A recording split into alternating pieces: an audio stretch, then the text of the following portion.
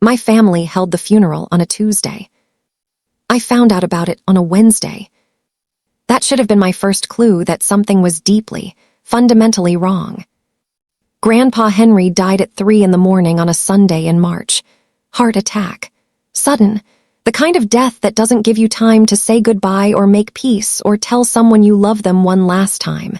It just stops you, erases you, leaves everyone else to figure out what your absence means. My mother called me that Tuesday evening, 3 days after he was already in the ground. "We buried him today," she said, like it was something she just remembered, like she was mentioning that the milk had curdled or the garden needed watering. The service was very nice, intimate, just close family. I was 34 years old. Henry was my grandfather, the only person in my family who had ever looked at me and actually seen me, not just a version of me that fit into their narrative about who I was supposed to be. "How did I not know?" I asked. My mother made a sound that wasn't quite a sigh. "We tried to reach you," she said. "Your phone was off." My phone wasn't off. I checked it immediately after we hung up. 8 calls, 12 text messages, all from numbers I recognized but hadn't spoken to in years, all sent in a 3-hour window on Sunday morning like they were following some kind of protocol. Call Sarah. Wait 15 minutes. Call Sarah again. Like reaching me was something to check off a list, not something that actually mattered. I should have been angry. Instead, I was quiet. I was already learning how to be quiet in a way that meant something different than silence. The funeral service was over by the time I booked a flight. By the time I arrived at my mother's house in Portland, a place I hadn't been in 4 years, the body was gone, the service was recorded, and the entire family had already begun the work of dividing Grandpa Henry's estate. They were sitting around the dining room table when I walked in. My mother, my father, my brother Michael, his wife Catherine, my sister Rebecca, who had 2 children who looked at me like I was a stranger, which I suppose I was, and Henry's second wife, Patricia, who had married him 18 months ago and who was wearing a black dress that fit her perfectly because it was probably tailored for exactly this occasion. The will was spread out in front of them like a map to treasure. "Emma," my mother said, looking up, "you came." "Of course I came," I said. "He was my grandfather." "Of course," she said, but her tone suggested otherwise. I sat down at the empty chair. The lawyer, a thin man with kind eyes named David Shepard, was reading aloud from a document. He stopped mid-sentence and began the paragraph again for my benefit, like I was a late arrival at a movie they'd already started. "Send to my granddaughter Emma. I leave a phone number." The silence that followed felt physical. "Excuse me," I said. David adjusted his glasses. He looked uncomfortable in a way that suggested he'd been uncomfortable this whole time and had been waiting for me to show up to make it worse. "To Emma Catherine Hayes," he said, reading directly from the will. "I leave the phone number 550-147 written in my own hand. The reasons for this bequest will be made clear to her if she chooses to pursue it."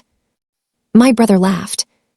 It was sharp and genuine, the kind of laugh you can't control when something is so absurd that your body just reacts without asking your brain for permission. "A phone number," Michael said. That's the most Grandpa Henry thing I've ever heard." Michael was talking about it like it was charming. Like our grandfather leaving me a phone number instead of anything of actual value was quirky and endearing, like something you'd read about in a literary magazine and find whimsical. But I watched Patricia's face, and I saw her mouth tighten at the corners. I watched my mother's hand reach out and squeeze my father's wrist. I saw Rebecca's daughter whisper something to her mother, and Rebecca shake her head very slightly, a warning. "How much?" I asked. "Excuse me," David said. "How much did Grandpa Henry leave everyone else?" My brother shifted in his chair. "That's not really relevant to your," he started. "How much?" I repeated. David cleared his throat. "The estate is divided as follows. The house in Ashland, The investment portfolio and liquid assets totaling approximately $3.2 million are divided equally among the 4 grandchildren. Michael, Rebecca, your cousin James, and 4 grandchildren, I said. I'm the 5th grandchild. Yes, David said carefully. The will specifies that the 4 grandchildren are Michael Henry Hayes, Rebecca Ann Hayes Morrison, James Mitchell Hayes, and... He paused. And, I said. And that is all, he finished. Those are the 4 grandchildren named in the updated will. The updated will. Not the will from years ago. Not the will from before I disappointed everyone by moving away, getting divorced, choosing a life that didn't fit the shape my family had cut out for me. The updated will from whenever Grandpa Henry decided I was no longer worth including. Except for a phone number. When was the will updated? I asked. 2 months ago, David said. 2 months. Grandpa Henry died of a heart attack, but before that, he had enough time to change his will. To decide that I wasn't a grandchild anymore. To decide that a phone number, a single mysterious phone number, was what I deserved. And more importantly, to make sure everyone in the family knew exactly what he'd chosen to give me instead of money. I want a copy of the will, I said. Of course, David said, and he looked relieved to have something to do. He pulled out a folder and handed it to me. The ink was heavy. The signature was my grandfather's, but it looked shaky. Like his hand was moving against his brain's instructions, like some part of him was resisting even as he wrote. I left the house before dinner. My mother tried to stop me. Emma, please, this is a difficult day for everyone. It's a difficult day for everyone, I said. He was my grandfather, and I found out he died through a phone call telling me he was already buried. I was erased from the will 2 months ago, and now I'm supposed to sit through dinner and pretend this is all just fine. Your grandfather was very upset with you, my mother said quietly. After the divorce, he felt you'd made poor choices. He felt I'd made poor choices, I repeated. Based on what? Based on him. He left his first wife, his wife of 35 years, and married a woman who was closer to my age than to his own. But I'm the one who made poor choices. I drove to my hotel. I didn't call anyone. I didn't text. I just sat on the bed in the dark and held the will in my hands and looked at that phone number. 550-50, 147. 12 digits. Everything I was supposed to get. Compressed into a moment of someone's defiance or rage, or whatever my grandfather was feeling when he decided that I wasn't worth the money that was supposed to be mine. But there was something else in the will, a footnote, a small handwritten note at the bottom of the page in the same shaky handwriting. Look beyond the surface, look deeper. The answer isn't in what you inherit, but in what you discover. H. I dialed the number. It rang 3 times and went to voicemail. Not a person's voicemail, a system voicemail, a generic recording that told me I had reached a number that was no longer in service. I hung up. I called back. Same thing. I tried once more at midnight, like maybe the number would work differently in the dark. It didn't. I fell asleep with the phone in my hand, and I dreamed about my grandfather's face, about him trying to tell me something, about his voice getting smaller and smaller until I couldn't hear it at all. My name is Emma Catherine Hayes, though everyone used to call me Emma Cat when I was young, before I figured out who I was and started insisting on my full name. I'm 34 years old. I work as a freelance researcher. I find information for people. Missing people. Hidden financial records. Background information. I'm good at it because I have a particular skill for following threads until they unravel into something that makes sense. I've been divorced for 3 years. I've been estranged from my family for 4. The estrangement started slowly, the way these things do. A misunderstanding at Thanksgiving, an offhand comment about my choices that I took too seriously, a wedding where I brought someone who wasn't quite acceptable, not because there was anything wrong with them, but because they weren't what my family expected. And then gradually, over months and then years, the distance became official. We didn't fight about it. We just accepted it, started not calling. started sending cards on holidays instead of visiting, started treating each other like people we used to know. My grandfather was the exception. Henry was different. He called me every week on Wednesday nights like it was an appointment he kept with himself. He asked about my work, about what I was reading, about whether I was happy. He didn't try to fix me or convince me that my choices were wrong. He just wanted to know, really know. And then, 4 months ago, the calls stopped. I called him repeatedly. No answer. I called the house, and Patricia told me he was resting. He couldn't come to the phone. He was very tired these days. 2 weeks later, I called again, and she said he didn't want to talk to anyone. He needed privacy. He was working through some things. I should have pushed harder. I should have driven to Portland and sat on his doorstep until he came out.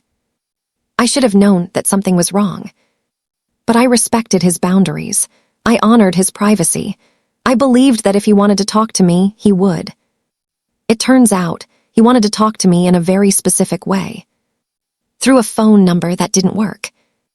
Through a will that excluded me. Through a family meeting where everyone found out at the same time that I wasn't worth the inheritance. I spent the next week in Portland. Not with my family.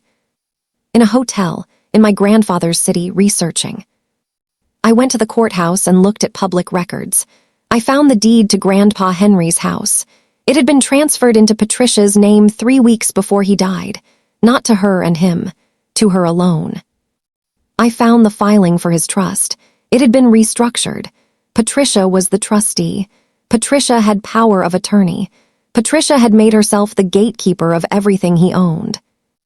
I interviewed the nurses who had worked with him in his final months. I called as a researcher, not as a granddaughter, and they were more honest when they didn't know who I was. He seemed confused at the end, one of them said. He'd ask for someone named Henry like he was looking for someone.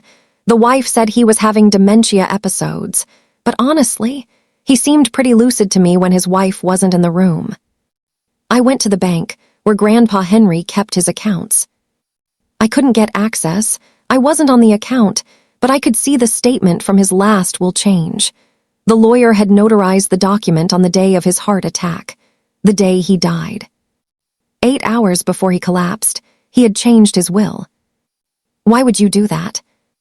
Unless someone made you. Unless someone was threatening you.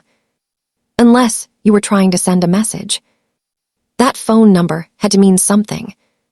It had to be a clue. I went back to Lowe's Angels, and I started researching the number in a way that most people couldn't. I have connections from my job. People who work for phone companies, people who work for the government, people who have access to databases that track numbers and their histories. I called in favors. I spent my savings. I became obsessed. The phone number, 555-0147, had been disconnected 6 months before my grandfather died. But before it was disconnected, it had belonged to someone. A woman named Victoria Chen. And Victoria Chen had something in common with everyone in my family. She had sued them. She had taken legal action against Hayes Construction, a company my grandfather had owned and run until he retired, a company that my father now controlled, a company that my brother worked for as the CFO. The lawsuit had been settled for $1.2 million. It had been buried under a non-disclosure agreement. Nobody was supposed to talk about it. Nobody was supposed to know. Victoria Chen had accused the company of wage theft, unsafe working conditions, and illegal labor practices. She had worked there for 3 years and had documented everything. She had evidence. She was going to press charges. And then, suddenly, she was gone. Not gone, just quiet. She took the settlement and signed the paperwork and disappeared from public records. I found an old phone number for her, one that wasn't the mystery number but was close. I called it. An older woman answered. "Is this Victoria Chen?" I asked. There was a very long pause. "Who is this?" "My name is Emma Hayes. My grandfather is Henry Hayes. I'm calling because he left me a phone number in his will, and that number belonged to you. I want to understand why." She hung up, I called back. This time, she answered immediately, like she'd been waiting to see if I would try again. "Don't call this number again," she said. "I need to understand what happened," I said. "My grandfather—" "Your grandfather is dead," she said flatly. "And that's what they wanted. That's what they always want. People who get in the way of their money, they remove. Not with violence, with silence, with money and paperwork and the kind of institutional power that makes a person disappear." "Victoria, please." "Come to Multnomah County Library," she said. "Tomorrow at 10. Come alone. Don't tell anyone where you're going. And bring something from your grandfather, something that proves who you are." She hung up. I showed up at the library at 9:45 a.m. with a letter Grandpa Henry had written to me years ago. I had it framed in my apartment in Los Angeles. I carried it like it was precious, which it was. Victoria was sitting at a table in the back, pretending to read a newspaper. She was in her 60s, with silver hair and a face that had been worn smooth by exhaustion. She looked at the letter and then at me. "You look like him," she said. "I have his eyes," I said. "No," she said. "You have his conscience. That's much rarer." She told me a story. 3 years ago, Victoria Chen had been hired at Hayes Construction to manage the safety protocols. She discovered immediately that the company was cutting corners. They were hearing undocumented workers and paying them half the minimum wage. They were falsifying safety reports. They were storing hazardous materials improperly. When workers got injured, they paid them off quietly instead of reporting the accidents. She documented everything. "She went to your grandfather first." "He was the original founder," Victoria said. "I thought maybe he didn't know what was happening. I thought if I showed him the evidence, he would care. He would fix it." "What did he do?" I asked. "He listened," Victoria said. "He looked at every document, and then he told me that he was sorry but he couldn't do anything about it. That his son, your father, controlled the company now. That it was out of his hands." "Did you believe him?" "I did," Victoria said. "At the time. But then he asked me something. He asked me if I would be willing to wait, if I would give him time to figure out how to address the situation without destroying the family business." "So you waited?" "I waited," Victoria said. "And nothing happened. Months passed. So I decided to go to the authorities myself. I called OSHA. I contacted the labor board. I was going to file a lawsuit. And then your father threatened me," Victoria said. "Not directly, through his lawyer. They said if I went public, they would sue me for breach of confidentiality. They said they would claim I had stolen company information. They said they had evidence. They said I would be destroyed financially and legally before the case ever went to court." Victoria pulled out a document, a cease and desist letter. It was professionally worded and terrifying. "I was scared," she said. "I didn't have the resources to fight them, so I accepted a settlement. $1.2 million in exchange for my silence, a non-disclosure agreement, an agreement to never speak about what happened at Hayes Construction." "But you just told me everything," I said. "I did," Victoria said, "because your grandfather came to see me 2 weeks before he died. He came to my house and he told me that he'd been wrong, that he should have fought to stop what his family was doing, that he knew about the settlement and it made him sick. He said he was changing his will. He said he was going to make sure someone knew the truth." "He gave you a phone number?" I asked. "No," Victoria said. "I gave him one. I gave him a number that couldn't be traced. I told him that if anything happened to him, if anything seemed suspicious, someone should call that number and leave a message and I would know. I would come forward. I would break the NDA." "The number was disconnected," I said. "I disconnected it," Victoria said. "After he died, because I was afraid. Because I realized that if they would do this to him, they would do it to me. I was afraid that by being involved, I had made myself a liability." She looked at me with tears in her eyes. "But I also realized that I was letting them win," she said. "I was letting their money and their power and their threats keep me quiet about something that destroyed lives. So I'm telling you because your grandfather chose you. He left you that number because he believed you were smart enough to figure out what it meant, that you were brave enough to do something about it. I spent 3 days in Portland. I went to the courthouse and pulled more records. I found the settlements. I found the confidentiality agreements. I found the pattern. Hayes Construction had been sued 17 times in the last 10 years. 17 lawsuits. 17 settlements. 17 people silenced. I found their names. I found their phone numbers. I called them. Some answered, some didn't. But enough of them talked. They told me about workers who had been permanently injured, about families who had been paid off, about someone who had been killed in a workplace accident, and the family had accepted a $250,000 settlement to not press charges. I recorded every conversation. I documented everything. And then I went to see my family. I called my mother and told her I was coming to the house. She seemed relieved. She probably thought I was coming to apologize, to accept the way things were, to reintegrate into the family fold now that the grandfather who had defended me was gone. I arrived on a Thursday afternoon in early April. The house looked the same as I remembered. The furniture was newer, more expensive. My mother had hired a designer. It looked like a hotel now, like a place where people stayed temporarily instead of a place where people lived. My father was in his study. My brother was upstairs. My sister was in the kitchen. They all came out like they'd been waiting for my entrance. "Emma," my mother said, and she tried to hug me. I didn't move. I didn't hug back. "I need to talk to all of you," I said. We went to the dining room, the same table where they'd read the will to me, the same chairs. Michael was still smiling like he found me charming, like I was a problem he'd already solved. "I've been doing some research," I said. "About the company, about Hayes Construction. I've been looking at the legal records, at the lawsuits, at the settlements." My father's face changed. It was a very small change, but I saw it. A tightening around the eyes, a slight shift in the way he was breathing. "Emma, I don't think this is the appropriate time for this conversation," my mother said. "When would be appropriate?" I asked. "When we're all dead, when there's nobody left to hold you accountable." "We're not going to do this," Michael said. He was standing now.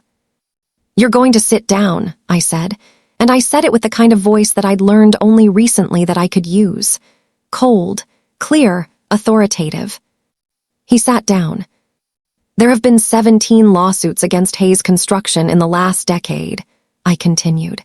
17 times that people have been hurt, or exploited, or endangered.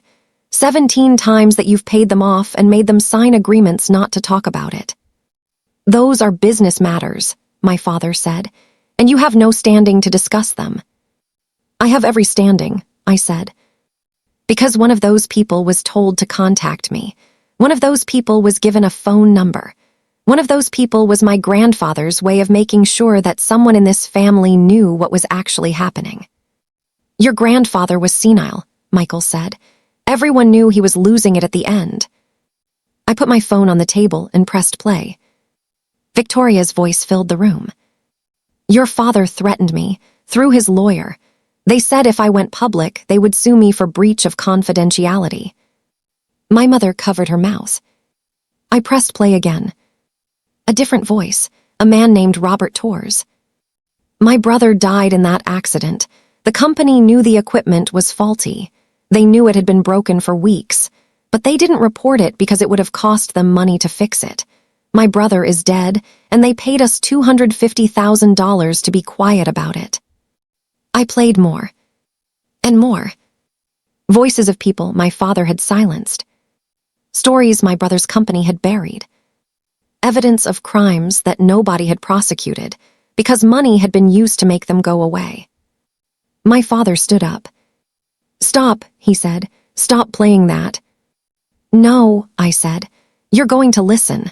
You're going to hear what your company actually is. You're going to understand what you've done." "We've done what we needed to do to protect the family," my father said, and his voice was shaking. "To protect the family," I repeated. "Not to protect the workers, not to protect the victims, to protect the Hayes name, to protect the money, to protect yourselves." Michael was pale. "What do you want?" he asked quietly. "I want you to turn yourselves in," I said. "I want you to go to the labor board, go to OSHA, go to the police, and you're going to tell them everything. You're going to confess. You're going to cooperate with the investigation. You're going to be held accountable." "Absolutely not," my father said. "Do you have any idea what that would do to this family, to the business?" "I do," I said. "I hope it destroys it. I hope it destroys all of it. I hope you lose everything the way you've made other people lose everything." "You would do this?" my mother asked. "You would destroy us?" "You destroyed yourselves," I said. "You destroyed other people. I'm just not going to be silent about it anymore." I stood up. "I'm going to the authorities tomorrow," I said. "I'm going to show them all of this, and I'm going to tell them that my grandfather tried to stop this, and that he died before he could, and that his dying words were basically a confession." "He didn't leave you a phone number as a confession," Michael said. "He was senile. He was confused." "Maybe," I said. "Or maybe he was trying to protect you. Maybe he was trying to give you a chance to do the right thing before he died. Maybe that phone number was his last gift, not money, conscience."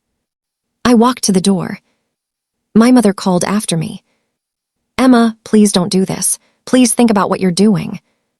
"I have thought about it," I said. "That's the only thing I've been thinking about since I read that will." "You'll destroy this family," she said. "No," I said. "You destroyed this family the moment you decided that money was more important than truth. I'm just accepting the destruction and moving on." I left. What happened next took 2 years. 2 years of lawyers and investigations and depositions. 2 years of my brother resigning from Hayes Construction. 2 years of my father negotiating his surrender to federal authorities. 2 years of settlements that reached into the tens of millions of dollars, paid to the workers who had been silenced, to the families of people who had been hurt, to the people whose lives had been disrupted by my family's greed. Hayes Construction was shut down. My family declared bankruptcy. My mother lost the house. My brother's wife left him. My sister stopped talking to me, but she also stopped talking to my parents, which seemed like its own kind of justice. The news stories were brutal. Prominent Portland family embroiled in labor exploitation scandal. Hayes Construction, a decade of deliberate negligence. Family wealth built on workers' suffering, court documents reveal. I didn't read the articles. I didn't need to. I knew what happened. I knew because I was the one who made it happen. And if you're waiting for me to feel satisfied, if you're waiting for me to feel triumphant, I need to tell you something about revenge. It doesn't feel good. It doesn't feel like victory. It feels like removing a tumor. It feels like something that needed to be done, something necessary and painful, but when it's over, you're just left with the scar and the knowledge that something inside you is permanently changed. I won. My family lost. But I didn't get the inheritance. I didn't get the money. I got something different. I got the knowledge that I was my grandfather's granddaughter. I got the understanding that some things matter more than wealth. I got the weight of what it means to be the person who tells the truth, even when the truth destroys everything. That phone number. That mysterious, disconnected number that my grandfather left me instead of money. It was his answer to a question I didn't even know I was asking. It was him telling me that there are more valuable things than inheritance. That the real money, the real wealth is integrity. Is courage. Is the willingness to look at your own family and say, no, not like this, not anymore. I'm sitting in my apartment now. A year has passed since the legal proceedings ended. My phone rings sometimes and I don't answer. The numbers are blocked. I don't know if it's my parents or my brother or my sister. I don't want to know. My grandfather's will was the last thing I would ever accept from them. That phone number sits in a frame on my desk. Not because it brought me justice, but because it brought me clarity. It showed me who I was when everything that I thought I was got stripped away. It showed me that I could stand alone against people I loved and not regret it. My research work has changed. I work with nonprofits now. I help people find evidence of corporate wrongdoing. I help them build cases against companies that exploit workers. I help them use the law to fight back. I'm not helping them for free. But I'm not doing it for money either. I'm doing it because my grandfather showed me that there's a difference between the two. And because somewhere, in some company, someone is right now cutting corners. Someone is hurting people. Someone is getting away with it because nobody is willing to make the phone call. Nobody is willing to follow the thread. I'm the person who makes the phone call now. I'm the person who follows the thread. I'm the person my grandfather believed I could be when he left me a disconnected phone number instead of a check. That's worth more than $3 million. That's worth more than the inheritance I lost. That's worth more than having my family in my life. Because I got something better. I got myself back.